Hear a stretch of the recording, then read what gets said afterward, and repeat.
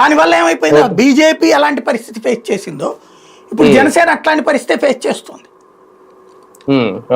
దానివల్ల ఇంపాక్ట్ అలా ఫ్యూచర్ ఏంటి, ఇప్పుడు ఈ పథకాలు సక్సెస్ అయినాయి అనుకోండి, బాబు గారి ప్రభుత్వం ఫెయిల్ అయినాయి అనుకోండి, బాబు పవన్ ఏం చేశారు, పవన్కి కూడా పంచుతారు పాపంలో భాగం.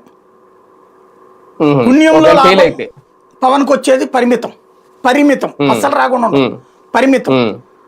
పుణ్యంలో 10% వస్తే పాపంలో 90% అవుతుంది.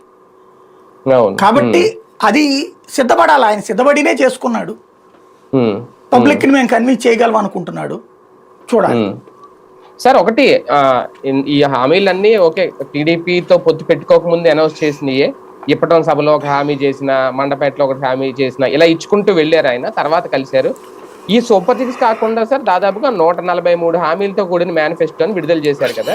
అందులో ఏ ఒక్కటి కూడా పవన్ కళ్యాణ్ చెప్పిన ఒక్క పథకం కూడా యాడ్ చేయించుకోలేకపోయారు. పొత్తు ధర్మం ముందు మాట్లాడుకున్నాం, చర్చించుకున్నామంటే ఇవన్నీ కనీసం ఎందుకు చర్చించుకోలేకపోయారు, ఎందుకు యాడ్ చేయించుకోలేకపోయారు కనీసం 1-2 హామీలైనా?